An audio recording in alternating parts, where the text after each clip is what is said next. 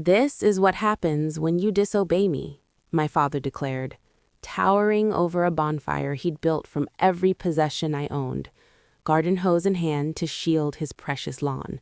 My clothes, my sketchbooks, my grandmother's hand-stitched quilt, 3 winters of her careful work, reduced to ash in 4 minutes. I was 17. I stood silent, watching the smoke curl upward. 6 years later, I dialed his number. He answered on the first ring.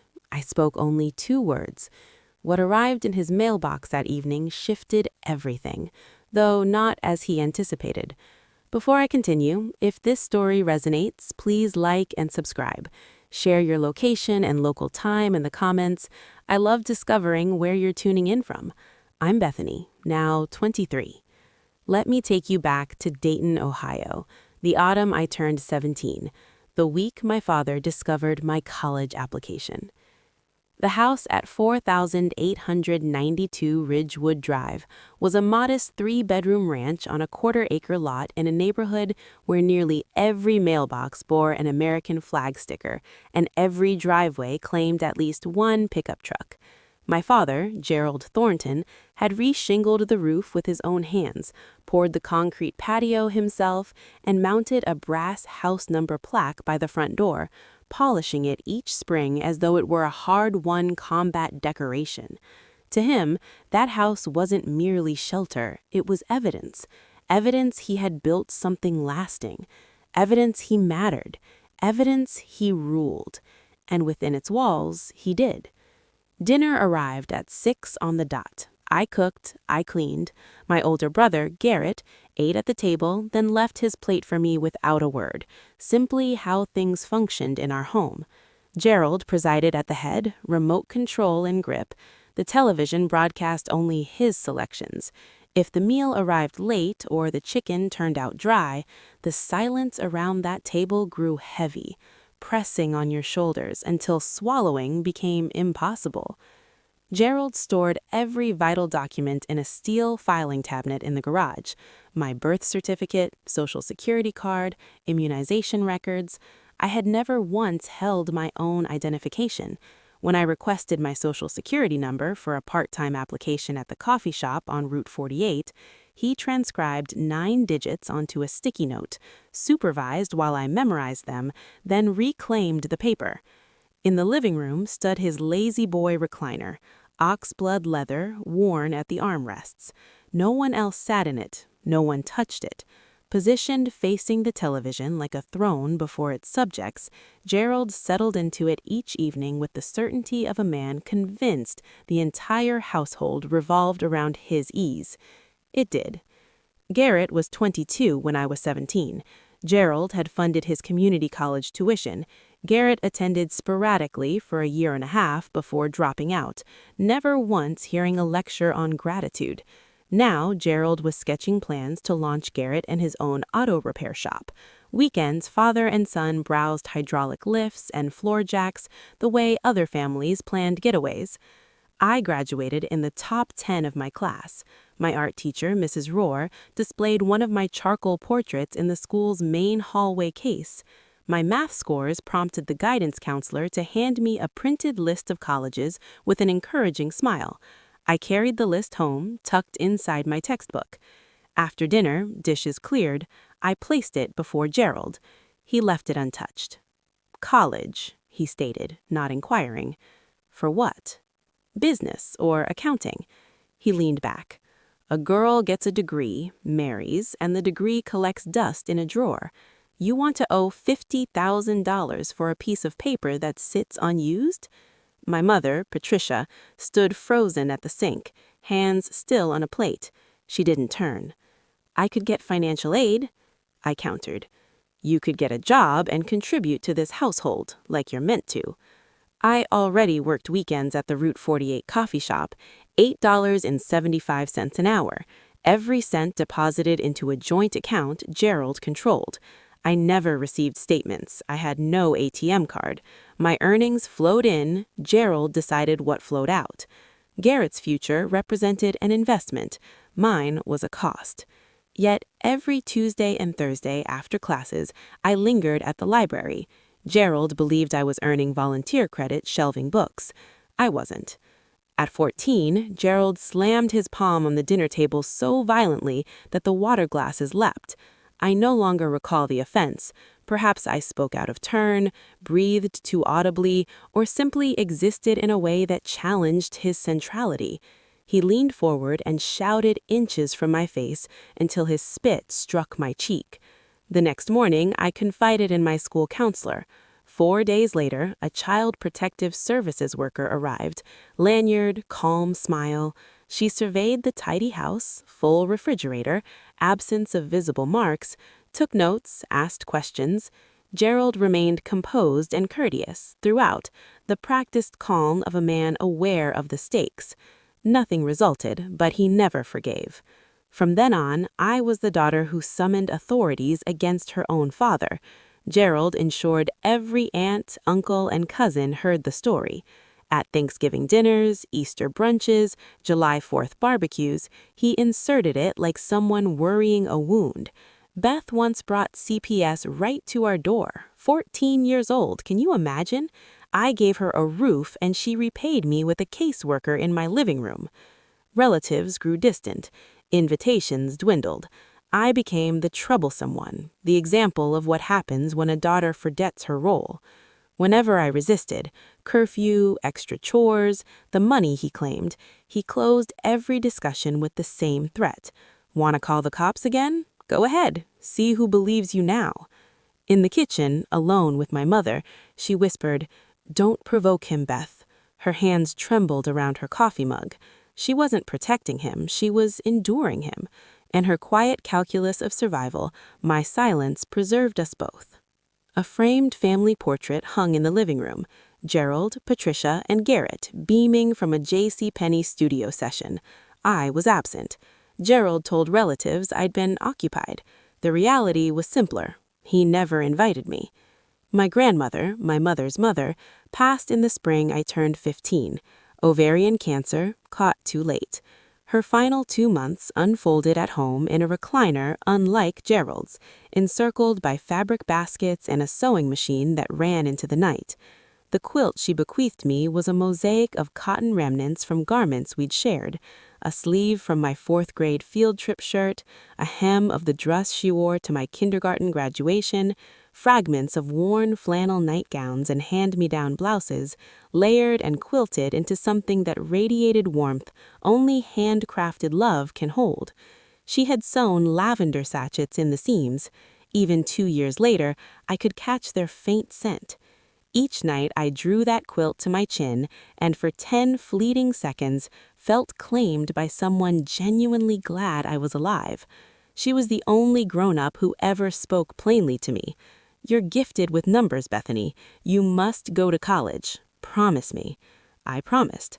So on those Tuesday and Thursday afternoons in the school library, I wasn't volunteering. I sat at a public terminal, opened the Sinclair Community College admissions portal, and completed the application field by field, saving progress, erasing my history before logging out. I used the school's address for replies and named Mrs. Rohr as a reference. My personal statement centered on the quilt, on crafting beauty from fragments, on patience as an expression of devotion. I told no one. What I never suspected was that Gerald had activated parental monitoring on the school's network after the CPS incident, presented as vigilance over my online activity. Each week, the system compiled flagged categories and emailed summaries to the registered parent. The week I visited college application pages 4 times, Gerald received the alert. I arrived home that Thursday evening, sensing trouble before I even reached the kitchen. The television sat dark. Gerald occupied the lazy boy, yet he wasn't reclined. He perched upright, feet planted flat on the carpet, hands gripping the armrests like a judge poised to pronounce sentence. The house carried a silence that felt wrong, dense, charged, the sort of hush that sets your eardrums vibrating. "Sit down," he commanded. I lowered myself onto the couch opposite him, backpack still strapped on, the zipper digging into my spine. "I received an email from the school," he said. His tone stayed low and even, more menacing than any shout. Shouting signaled the storm had broken. This calm meant it was gathering force.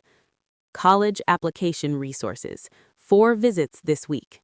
My mouth turned to dust. You want to explain? I was just looking behind my back. He cut me off, volume unchanged. You sat in that library and submitted a college application behind my back, after I said no, after I explained why it wasn't possible. I only wanted to see if I could. You sneaked around, exactly like you did at 14. He let the CPS memory settle between us. It always hit its mark.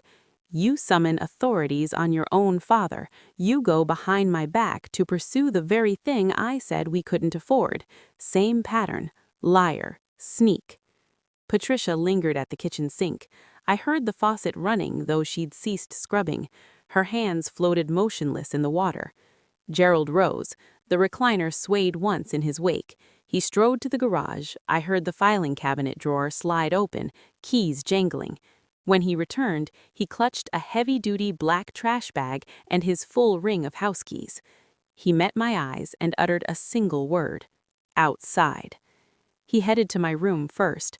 I trailed him up the stairs, uncertain what else to do, my mind lagging behind the reality unfolding. Gerald jerked open the closet and began yanking shirts, jeans, the second-hand winter coat I'd purchased with my own coffee shop tips. He crammed them into the bag with the methodical efficiency of a man raking autumn leaves. No pause, no reluctance. Next came my sketchbooks, 3 years of charcoal portraits, still lifes, the piece Mrs. Rohr had hung in the school hallway display. He folded them double to force them in. Then the textbooks, Algebra 2, AP English, the battered copy of Pride and Prejudice I'd snagged at a yard sale for 50 cents. Garrett leaned in the hallway doorway, arms folded, observing like a bystander at a wreck, detached, intrigued. He spoke no word, extended no hand, took no step. He merely watched his sister's possessions vanish into garbage. Then he glanced at his phone. My mother materialized behind him, face drained of color. "Gerald, please," she began. "Shut your mouth," he said without glancing back, "or yours is next." Patricia retreated, pressing herself flat against the hallway wall, one hand clamped over her lips. Gerald stripped the quilt from my bed. A jolt surged through my chest. "Not that," I pleaded, my voice breaking for the first and final time. "Please, it's from Grandma." He clutched the bald quilt in both fists, regarding me as one might regard an object chosen to drive home a lesson. "Your grandmother spoiled you. Look where that led." He hauled the load downstairs, through the kitchen, out the back door. I followed. When I spotted the burn barrel already positioned in the yard's center, the old steel drum he used for spring brush, I grasped it. He had prepared. Gerald emptied the bag into the barrel. Clothes, books, sketchbooks spilled inside like refuse. He grabbed the lighter fluid bottle waiting on the patio table. He'd staged that, too. He soaked the pile. The sharp chemical scent sliced the October chill. From his shirt pocket, he drew a long-reach lighter, flicked it once, and touched the flame to the corner of a cotton shirt. Fire leapt eagerly. I stood 6 feet away, watching 17 years of my life blacken and curl inside a steel drum in my father's backyard. Sketch pages collapsed into ash. Fabric contracted and tore. The accelerant sent flames soaring high enough to warm my forearms. Then he tossed in the quilt. Patchwork cotton, my grandmother's meticulous squares, lavender sachets, the gentle flannel from nightgowns I'd worn at 7, 10, 12. It ignited at one edge and raced inward. Colors shriveled, then vanished. The entire treasure consumed in under 4 minutes. Gerald gripped the garden hose in his free hand, not to douse my things, but to guard his lawn should embers stray. Next door, Mrs. Ruth Delano stood on her back porch, 70, white-haired, both hands pressed to her mouth. She stared through the chain-link fence and never looked away. Gerald faced me. He raised his voice, not for me, but for the neighborhood audience. "This is what happens when you disobey me." I fixed my gaze on the smoke, a slender gray thread rising above the rooftops, dissolving into an indifferent blue sky. I said nothing, not for lack of words, but because I had already spoken my final one in that house. He believed he was imparting a lesson. He succeeded, though not the lesson he planned. That night I lay on a stripped mattress in a room reeking of lighter fluid and sorrow. No quilt, no sketchbooks on the desk, no winter coat in the closet. Gerald locked the front door at 9, as always. The deadbolt he'd installed himself operated from both sides, no exit without his key. Around 11, my bedroom door eased open. No knock, no light. Patricia slipped inside and perched on the mattress edge. She remained silent first. I heard her breathing, shallow, deliberate, the caution of someone avoiding notice in a house that punished noise. She pressed a plain white envelope in my palm. Beneath the streetlight filtering through the blinds, I opened it. My birth certificate, social security card, and a slim stack of cash, $340 in 20s and 10s.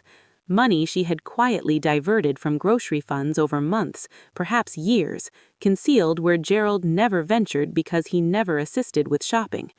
"Go," she whispered. "Don't come back. I'm sorry, Beth."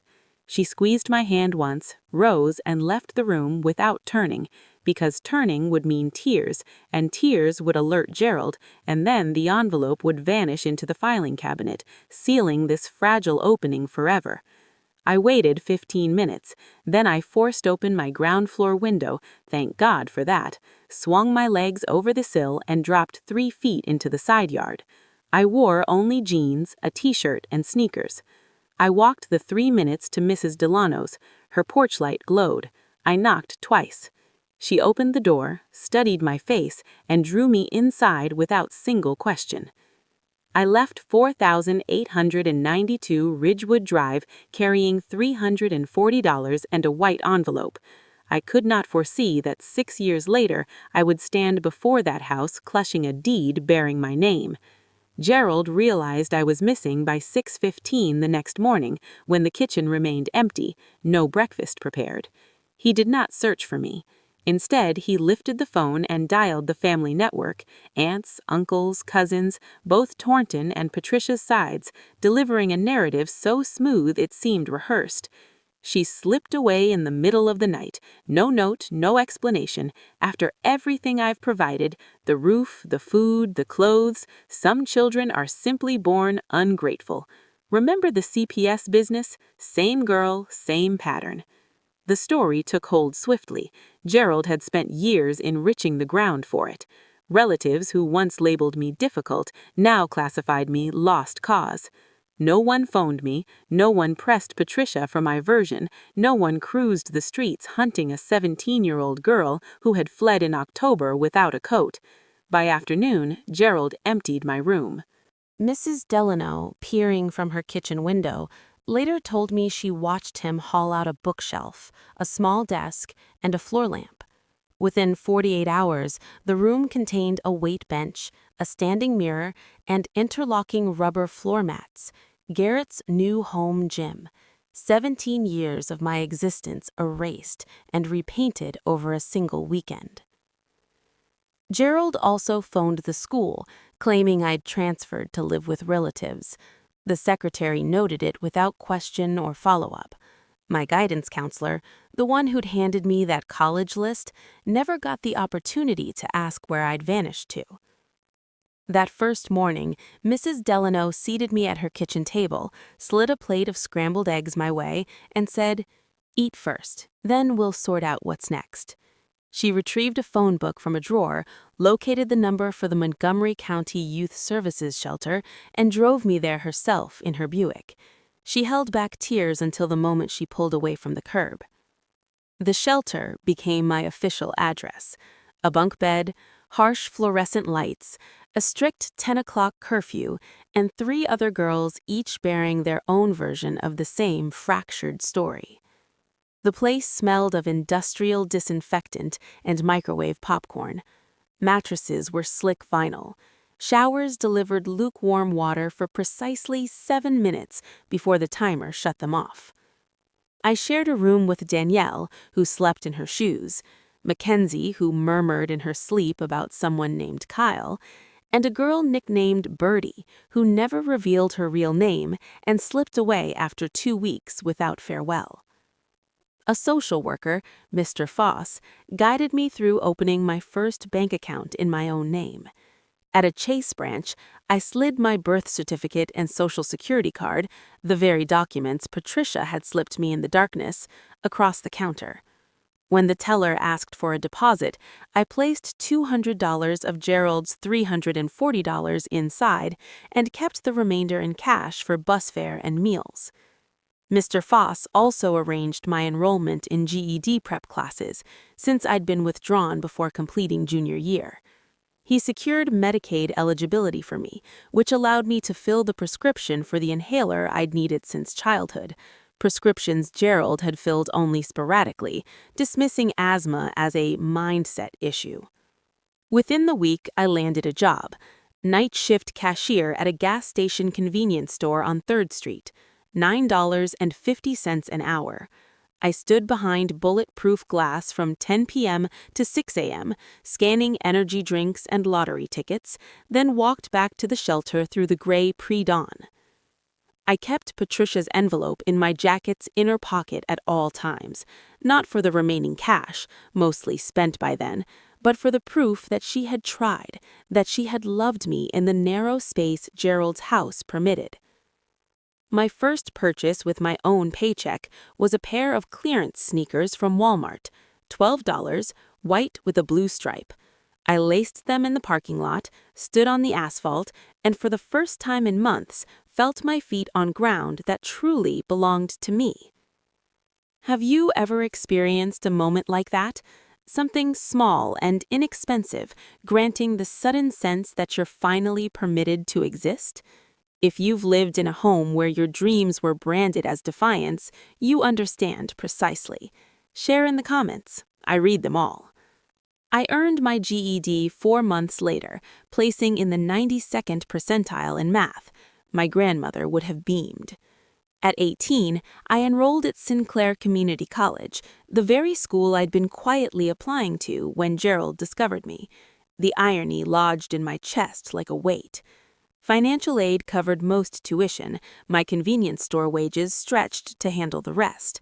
I left the shelter for a shared 1-bedroom apartment with 2 other students. We rotated sleeping shifts because someone always had night class. I chose business administration. My grandmother had said I was sharp with numbers, and I understood, even if I couldn't yet name it, that money formed the hidden framework of everything Gerald had constructed, and everything he'd wielded against me. To break free of control, I needed to master its machinery. 300 miles of interstate and a new area code separated me from Ridgewood Drive, but Dayton has a habit of reeling you back through whispers. A cousin I hadn't spoken to in 2 years messaged me on Facebook. "Your dad took out a loan on the house, something about Garrett's shop." I searched public records at the Montgomery County Recorder's Office. Gerald had secured an $85,000 home equity line of credit against 4892 Ridgewood Drive. The funds dispersed the same month a new business entity filed with the state, Thornton & Son Auto, LLC. Son, not daughter, not family. One afternoon, my bus to campus rolled past the commercial strip on Linden Avenue. There it stood, a fresh painted sign, blue background, yellow block letters, Thornton & Son Auto, fixed to a building Gerald had leased with money borrowed against the single asset of real value he possessed. $85,000 for his son's dream, $340 scraped together by my mother for mine.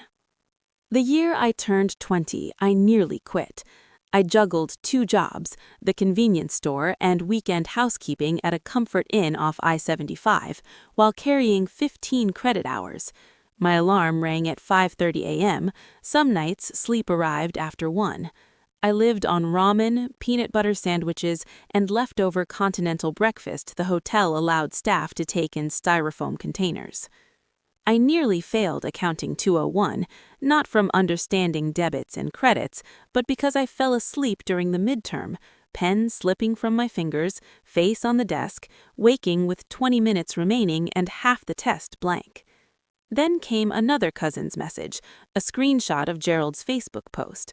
We weren't connected, but family networks in small-town Ohio leak everywhere. The post read, "Sad to say my daughter chose the streets over family. I tried my best. Some people don't want to be helped. Pray for her." 11 comments followed, relatives offering sympathy to Gerald. One aunt wrote, "You did everything you could, Ger. She'll learn the hard way." No one reached out to me. No one asked for my side. That night, after my housekeeping shift, I sat on the 11 o'clock bus, forehead pressed to the cold window, and cried for the first time since the fire. Quietly, without drama, just tears soaking the collar of a bleach-scented work uniform that carried the ghost of someone else's hotel room. For perhaps 10 minutes, I wondered if Gerald was right, if the world consisted only of rooms ruled by men like him, and I would never claim one of my own. Then I remembered my grandmother's hands, the quilt, the meticulous stitching, 3 winters of quiet endurance. "You're sharp with numbers, Bethany. You have to go to school." I wiped my face on my sleeve, stepped off at my stop, walked home. The next morning I retook the exam and passed. I completed my associate's degree the semester I turned 21. No honors, no ceremony, just a diploma in a plain cardboard folder and the steady certainty that every credit was earned by my own hands. That degree opened a position at Howell & Dean, a title company on East 5th Street. Entry level, $15 an hour.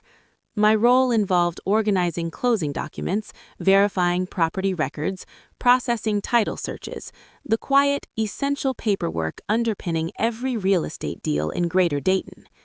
Stacks of deeds, lien releases, mortgage assignments, and foreclosures crossed my desk daily. I learned to scan them swiftly and precisely, like a mechanic decodes engine faults, always hunting for the detail that didn't fit. The office was modest, 4 desks, a copier that jammed twice weekly, fluorescent lights that hummed at a pitch only I noticed, but it was mine. My desk, my nameplate, my paychecks flowing into an account no one else could access. Linda Marsh, a broker who operated from the suite next door. She was 45, silver threading through her dark hair, pinned in a neat, low twist. She wore reading glasses on a chain she twirled like a lariat when lost in thought. She first noticed me because I was invariably the last person left in the building. One evening, she leaned into my doorway and said, "You're still here." "I like reading the filings," I answered, truthfully. She studied me over the rims of her glasses. "You're sharper than half the agents I've hired. Why aren't you licensed?" "Working on it," I said, though it wasn't true yet. The words made it true the instant they left my mouth. Linda began mentoring me, over coffee, over lunch, over thick stacks of comparable analyses. She showed me how to read a neighborhood's pulse, how to calculate true equity, how to recognize a distressed property before the courthouse steps ever saw it. "In real estate," she said once, "paper is power. Whoever holds the deed holds the truth." I wrote the sentence on a sticky note and fixed it to my desk. It remained there for 2 years. I passed the Ohio real estate licensing exam on my first try, 3 weeks after turning 22. Linda hired me as a junior agent at her brokerage that same afternoon. Commissions replaced hourly wages, not large at first, but sufficient to move into a studio apartment where I no longer slept in shifts, and enough to start feeding a savings account I checked every Sunday morning with something close to wonder. 600 miles of steady effort now lay between me and 4892 Ridgewood Drive. But public records ignore distance. Through my title company work, I had routine access to the same Montgomery County databases I'd once used at Howell & Dean. I wasn't hunting for Gerald. I didn't need to. In real estate practice in that county, every property detail, every lien, every default, every transfer flows across your desk like a current. You don't chase it. It arrives. And what arrived told me this. Thornton and Son Auto was hemorrhaging cash. Garrett had overstaffed, overspent on an unnecessary renovation, and siphoned business funds for personal use, a leased Dodge Charger, weekend escapes to put in bay with his girlfriend. Less than 2 years open, the shop already ran deep in the red. Rather than challenge his favored son, Gerald doubled down. He executed a cash-out refinance, folding the original mortgage and the home equity line into one new loan that inflated the total debt on 4892 Ridgewood Drive beyond the property's worth. On paper, he was underwater. In his mind, he was preserving the family legacy. One evening, returning from a showing, I drove past the Linden Avenue commercial strip. The Thornton and Son Auto sign still lit up, but 2 LED bulbs had failed. The T and the O stayed dark. The sign now read HRON and Son AUO. The sort of ironic detail a novelist might invent, yet there it was, real, visible, and I kept driving. The call came on a Sunday morning, 6 months before everything shifted.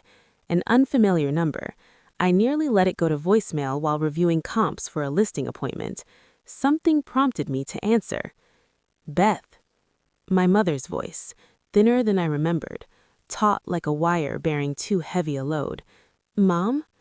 I'm calling from Ruth's phone. Mrs. Delano, of course. Patricia owned no phone Gerald couldn't monitor. Ruth gave me your number ages ago. I wasn't sure you'd pick up. I picked up. Silence stretched, then eased. Your father is under tremendous stress, Beth. The shop isn't doing well. He's drinking more. Garrett hardly comes by anymore.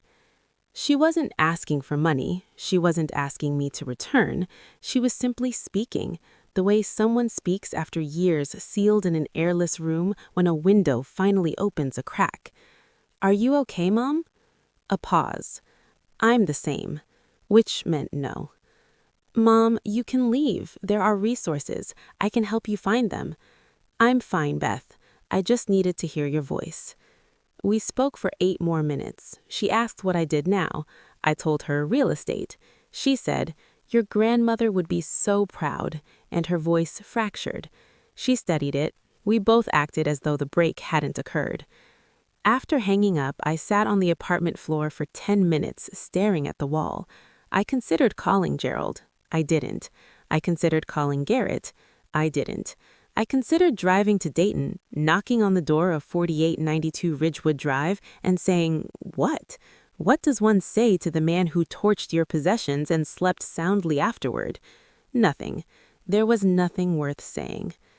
3 months later, I sat at my desk scrolling the weekly foreclosure lists from the Montgomery County Recorder's Office, a routine task, hunting investment prospects for Linda's clients.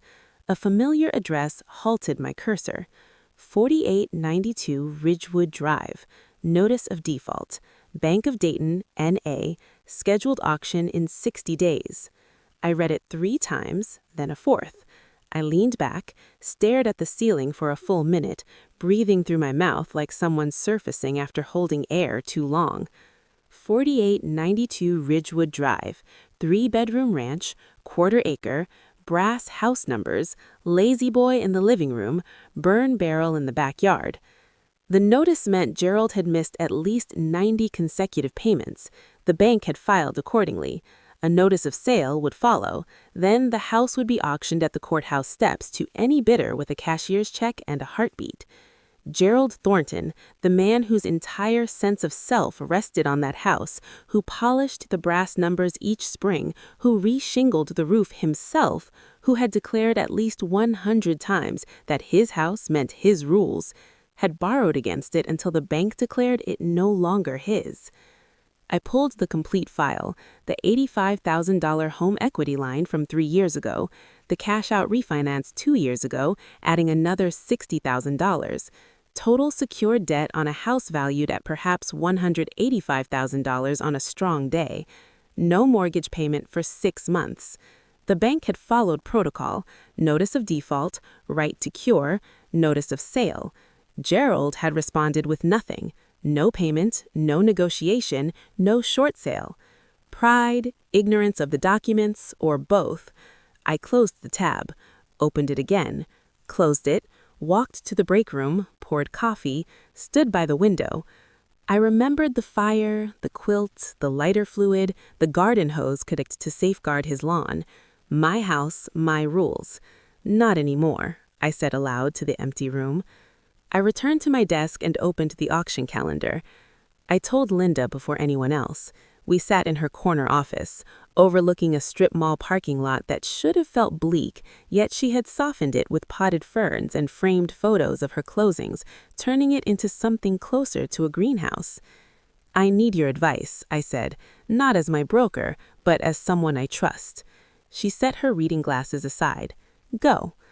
There's a property heading to auction in Montgomery County, 3-bed ranch, quarter acre, needs a new roof and plumbing updates, but the bones are sound. Comps in the area run about $185,000. Auction estimate likely $120,000 to $140,000. Solid margin. What's the catch? It's my father's house. She held my gaze for a long moment. A fern frond stirred in the air from the vent overhead. Then she asked the question I needed. Is this a business decision or a personal one? Both. She nodded. Then let me ask you this.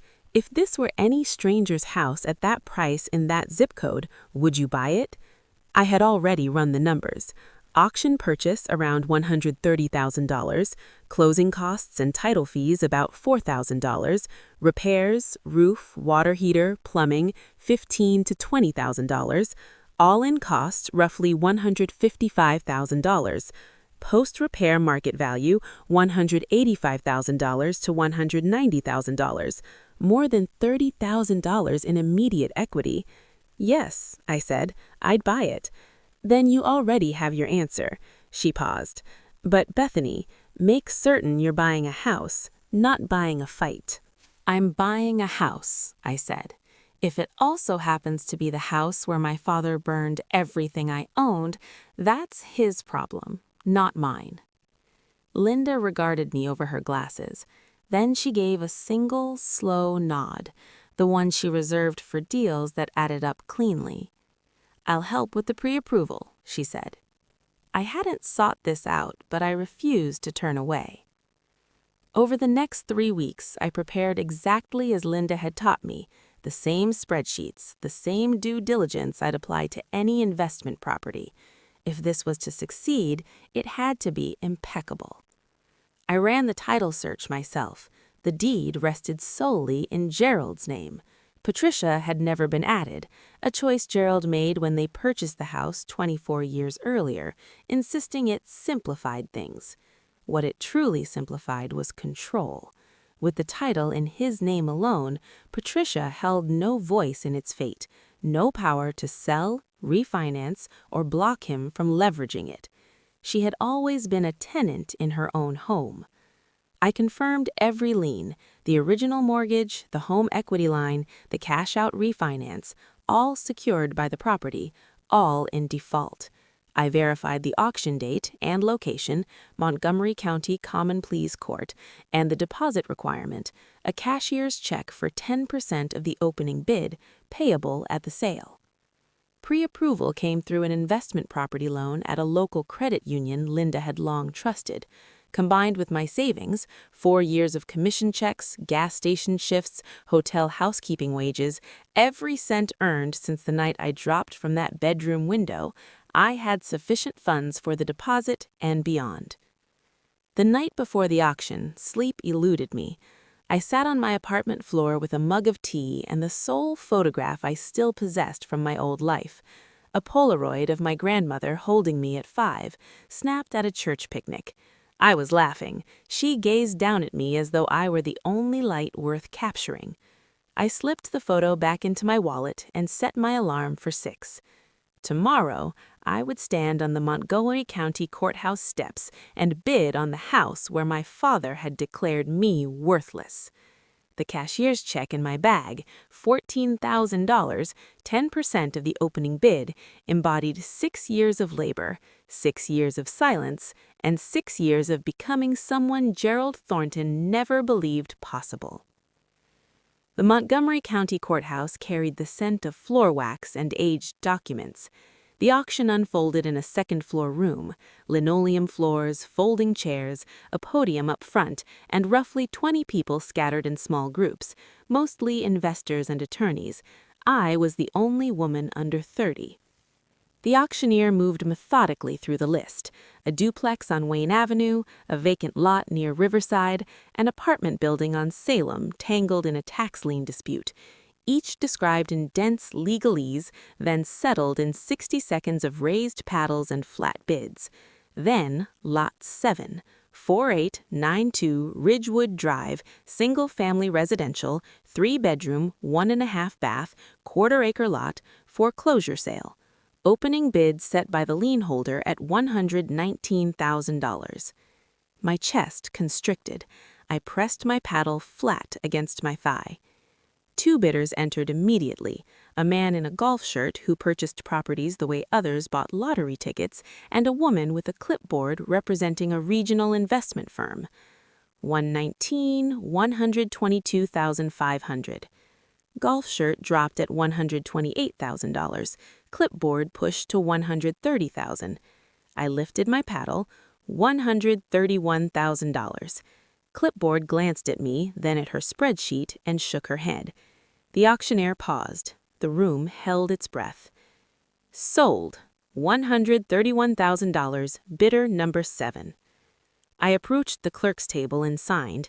The pen was a cheap blue ballpoint, courthouse bulk issue, yet when I wrote Bethany Thornton on the purchase agreement, my hand remained steady. The clerk noted the name, then the one on the foreclosure filing, Thornton and Thornton. She looked up. I met her gaze. She stamps the document without a word. Gerald had allowed every chance to save the house to expire, every cure period, every negotiation window, every opportunity to sell before the bank assumed control. Too proud to seek assistance, too stubborn to concede the shop's failure, too certain that 4892 Ridgewood Drive would remain his simply because he willed it so. But decisions do not override defaults, and defaults disregard pride. The deed recorded 17 days later at the Montgomery County Recorder's Office. I collected the certified copy on a Tuesday afternoon, sat in my car in the courthouse lot, and held it in both hands. Deed of conveyance. Grantee, Bethany M. Thornton. My name. My house. The following Saturday, I drove to Ridgewood Drive. 6 years had passed since I last set foot on that street.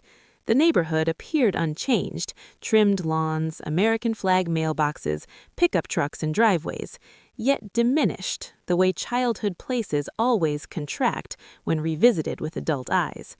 I parked across from 4892. The brass house numbers had dulled. Gerald no longer polished them. The concrete patio he'd poured himself bore a long crack. The lawn, of course, was immaculate. Gerald would allow the roof to cave in before permitting the grass to exceed 2 inches. He was outside, pushing the mower in precise rows, wearing the same flannel shirt from the day he set my possessions ablaze. He didn't notice me. I stepped out of my car, stood on the sidewalk before the house, his house, now mine, and asked a woman walking her dog to take my photograph. She smiled and agreed. In the image, I stand calm before the tarnished brass numbers 4892 visible over my left shoulder, not smiling, not infurious, simply present. I printed the photo at a CVS. On the back, in neat block letters, I wrote, "New owner, deed recorded, date, Montgomery County Recorder's Office, B. Thornton." I slid it into a plain white envelope, no name on the front, mirroring the one my mother had once given me.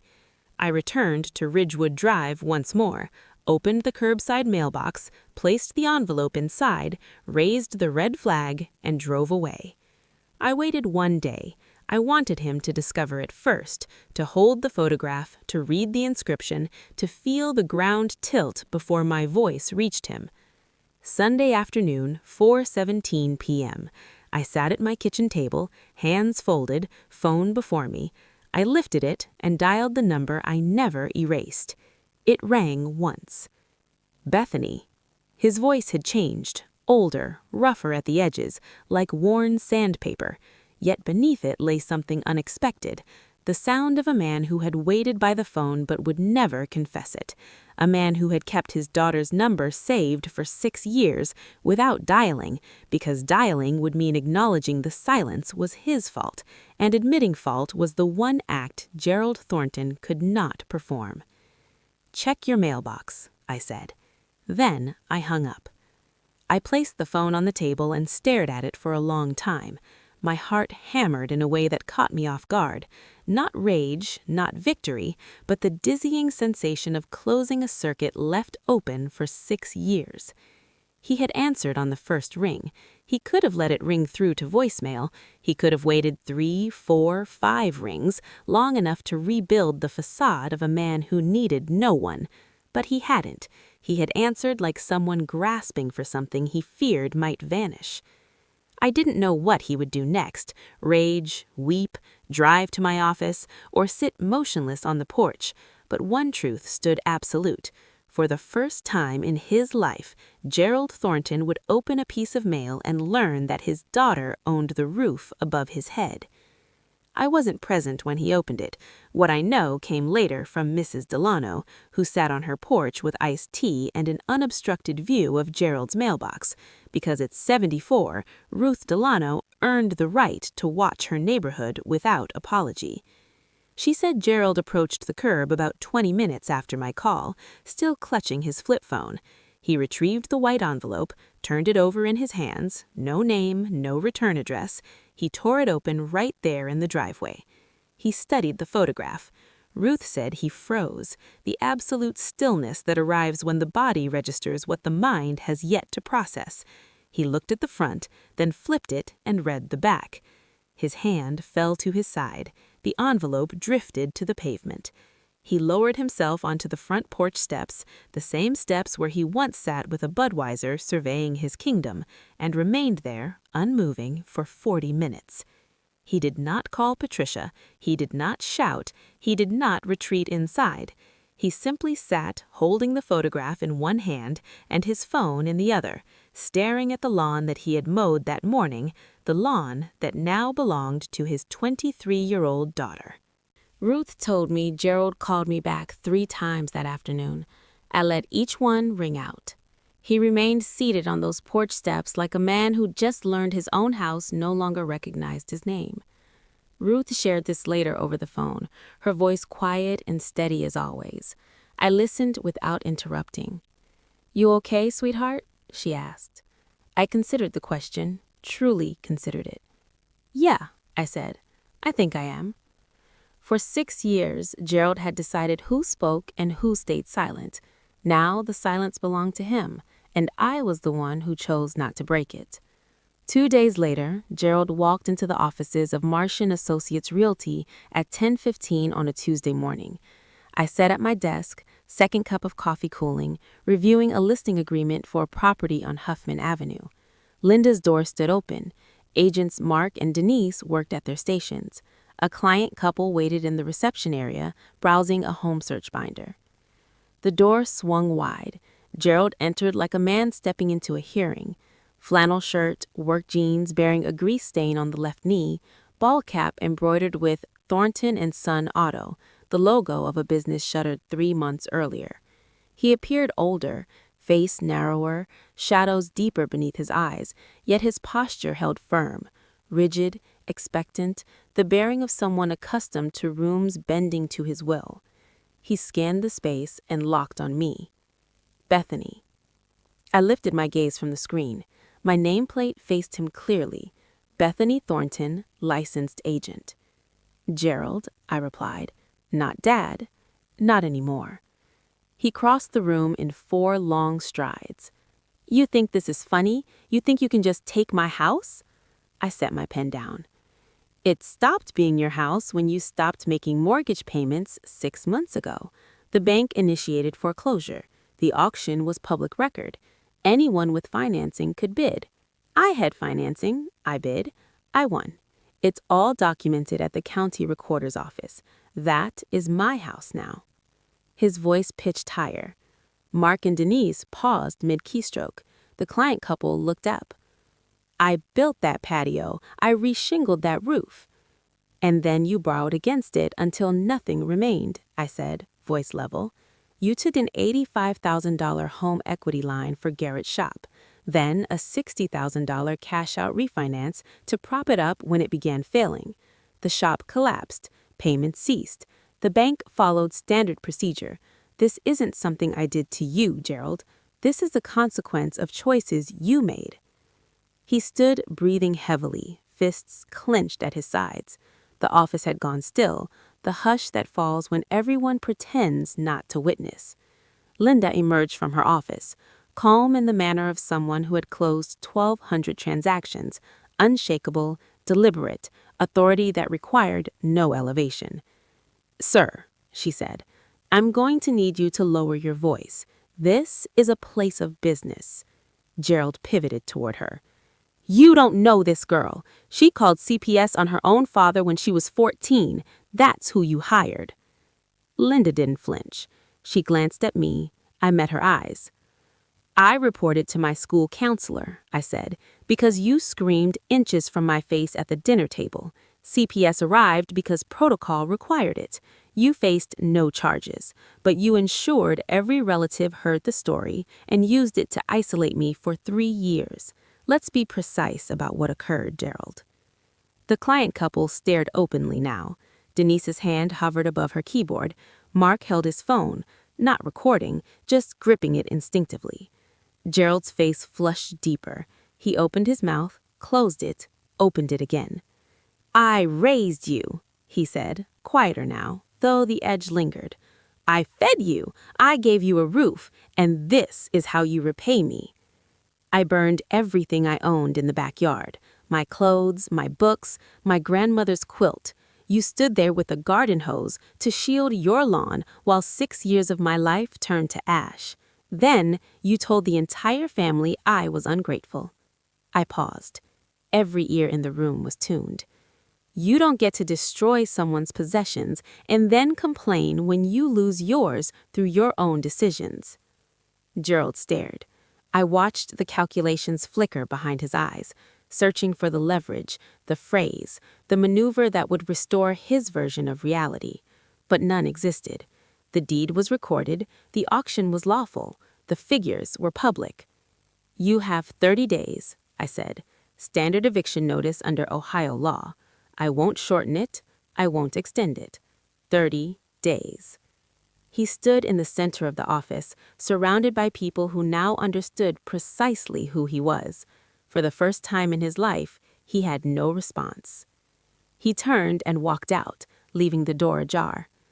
Watching him leave, I realized something unexpected. He still didn't comprehend. He still viewed the house as a symbol of power, his power. He never grasped that I hadn't purchased it to strip something from him. I bought it because I finally could. 6 years earlier, I couldn't afford a bus ticket.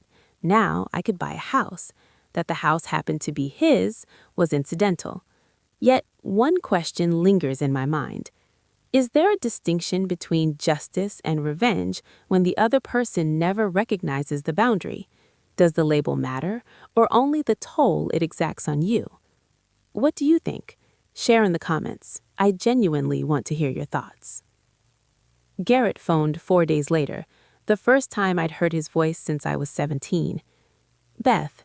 He sounded like someone standing in a burning room who had only just noticed the exits were sealed. I know we haven't. It's been... Look, Dad needs somewhere to go. He's got 30 days, right?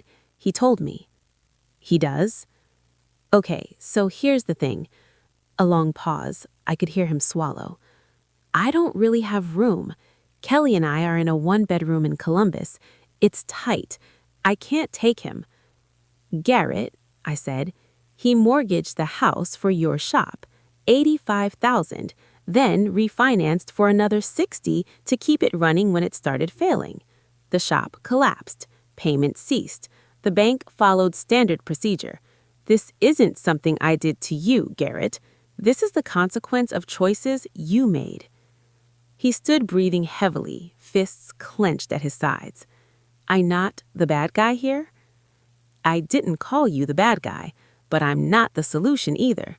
You received 22 years of his support.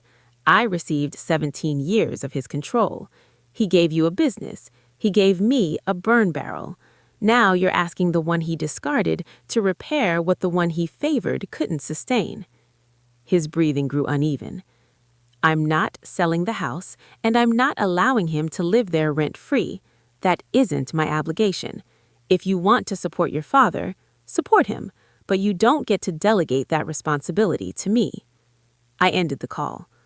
I sat thinking about the sign, Thornton and Son Auto, and how the family's money and belief had poured into those two words on a marquee. When the sign went dark, the son kept driving. Gerald had bet everything on his son. His son left him on red. Gerald moved out on day 27. No call, no forwarding address.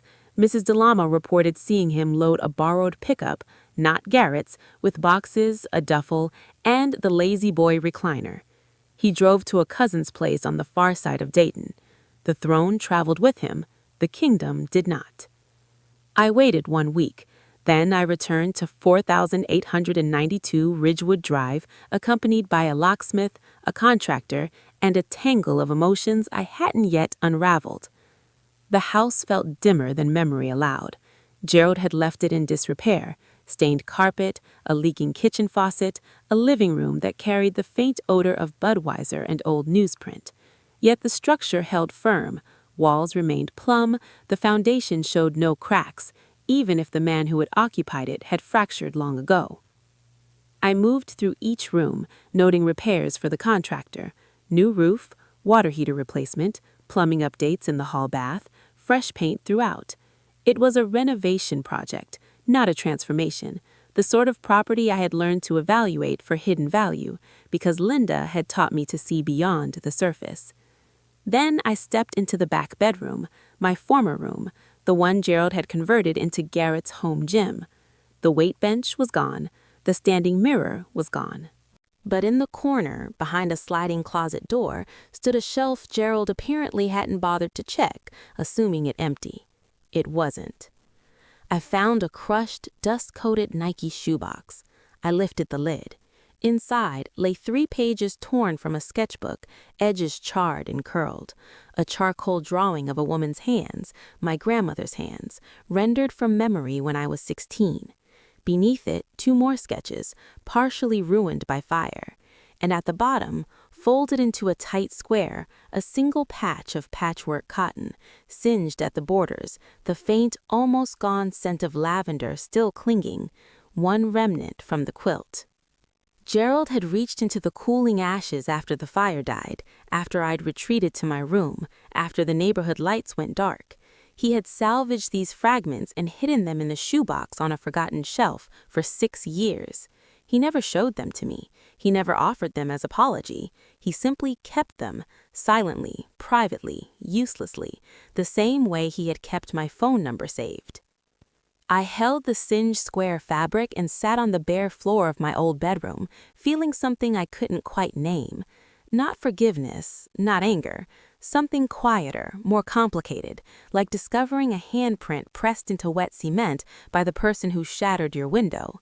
It didn't erase what he had done, but it reshaped the outline of what I remembered, from a man capable only of destruction to a man who also carried regret, yet chose the wrong way to bear it every single time. Patricia called 3 days after I changed the locks. I noticed the difference in her voice immediately. Not the taut wire I'd heard 6 months earlier, but something clearer, like still water. Still guarded, still soft, but present in a way she hadn't been for years. "He's staying at Dale's," she said. Dale was Gerald's cousin, a modest house on the west side with a pull-out couch and no interrogations. He took the recliner and 3 boxes, that's all. "And you?" I asked. "I'm still here." A pause. "In your house." Neither of us spoke for several seconds. "Beth, do you want me to leave?" I leaned against the kitchen counter and closed my eyes.